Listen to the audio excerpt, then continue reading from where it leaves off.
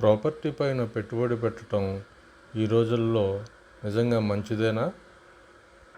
ఎటువంటి ప్రాపర్టీల పైన మనం పెట్టుబడి పెడితే మంచి ఫలితాలు మనకు దక్కుతాయి? అలాగే ఎక్కువ రాబడి మనకు రావాలంటే ఎటువంటి ప్రాపర్టీలను మనం ఎన్నుకోవాలి? ఏ టైంలో పెట్టుబడి పెడితే మనకు ఎక్కువ రాబడి వస్తుంది? ఇటువంటి ఎన్నో విషయాల మీద ఈరోజు మనం మాట్లాడుకుందాం. ముఖ్యంగా ప్రాపర్టీ అనేది రెసిడెన్షియల్గా ఉంటుంది, అలాగే కమర్షియల్ ప్రాపర్టీ ఉంటుంది, మరియు అగ్రికల్చరల్ ప్రాపర్టీ ఉంటుంది. కమర్షియల్ ప్రాపర్టీస్ అంటే షాపులకు పనికొచ్చేవి కానీ, లేదంటే ఆఫీసులకు సరిపోయేవైనా, అలాగే కమర్షియల్ కాంప్లెక్స్లకు సంబంధించి కూడా మనం ఎన్నో చూస్తుంటాం. ఇక రెసిడెన్షియల్ ప్రాపర్టీ విషయానికి వస్తే మనం ప్లాట్లు, ఫ్లాట్లు, ఇండిపెండెంట్ హౌసెస్ ఇటువంటివి ఎన్నో మనకు ప్రాపర్టీ విషయంలో వేరు రకాలు మనకు లభ్యమవుతున్నాయి. ఇక అలాగే అగ్రికల్చరల్కి వచ్చి తోటలు, పొలాలు, ఇంకా వాణిజ్య పంటలు పండే చేలు, ఇలా రకరకాలైనవి మనకు అందుబాటులో ఉంటాయి.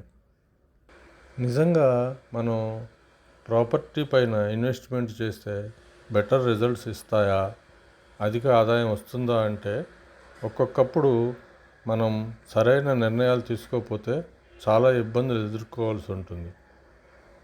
జాగ్రత్తగా అన్ని డాక్యుమెంట్స్ మనం చూసుకున్నట్లయితే మన పెట్టుబడికే నష్టం వచ్చే ప్రమాదం ఉంది.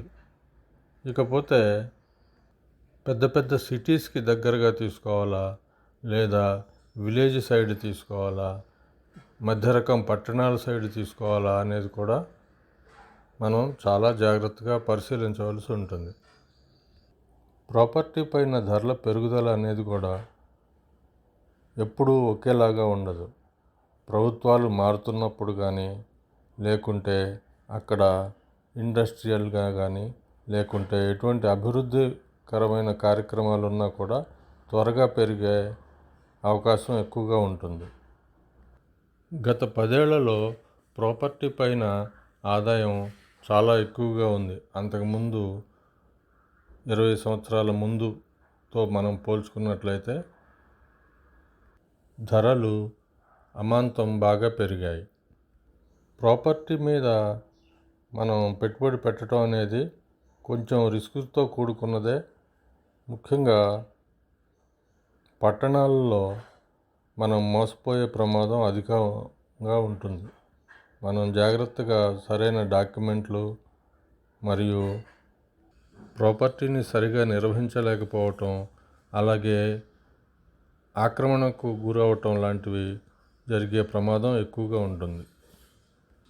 ఢిల్లీ, ముంబై, పూనా, హైదరాబాద్ ఈ సిటీలను ఈ మధ్య గమనించినట్లయితే ముఖ్యంగా హైదరాబాదులో ప్రాపర్టీ పైన పెట్టుబడి చాలా అధికంగా ఉంటుంది. దానిపైన రాబడి కూడా అధికంగా ఉంటుంది. ఢిల్లీలో రియల్ ఎస్టేట్ మార్కెట్ అనేది ఎక్కువగా రెసిడెన్షియల్, కమర్షియల్ సెక్టార్స్లో అదర్ సిటీస్తో పోల్చుకుంటే ఇక్కడ ధరలు ఎక్కువగా ఉంటాయి. ఇక ముంబైకి వస్తే ఇది financial capital, high property values, అలాగే రెంటల్ కూడా చాలా ఎక్కువగా వస్తుంది. లిమిటెడ్ స్పేస్ ఉంది కాబట్టి కాంపిటీషన్ కూడా ఎక్కువ ఉంటుంది. పూనా విషయానికి వస్తే స్టడీ గ్రోత్ ఉంది, అలాగే అఫోర్డబుల్గా కూడా ఉన్నాయి రేట్లు. ఇక ఇక్కడ ఎడ్యుకేషను, ఐటీ సెక్టర్స్ ఇతర ఇన్వెస్టర్లను బాగా ఆకర్షిస్తుంది. ఇక ఫైనల్గా మన హైదరాబాద్కి వస్తే ఇక్కడ ఇన్వెస్ట్మెంట్ డెస్టినేషన్కి, అలాగే ఐటీ సెక్టర్ గ్రోత్ ఉండటం వల్ల, ఇన్ఫ్రాస్ట్రక్చర్ డెవలప్మెంట్ కూడా ఎక్కువగా ఉండటం వల్ల ప్రాపర్టీ ప్రైసెస్ అనేవి ఇతర పట్టణాలు, నగరాలతో పోలిస్తే అంత ఎక్కువగా లేవు కాబట్టి ఇక్కడ ప్రాపర్టీ ఇన్వెస్ట్మెంట్కి బాగా అనుకూలమనే చెప్పాలి. అలాగే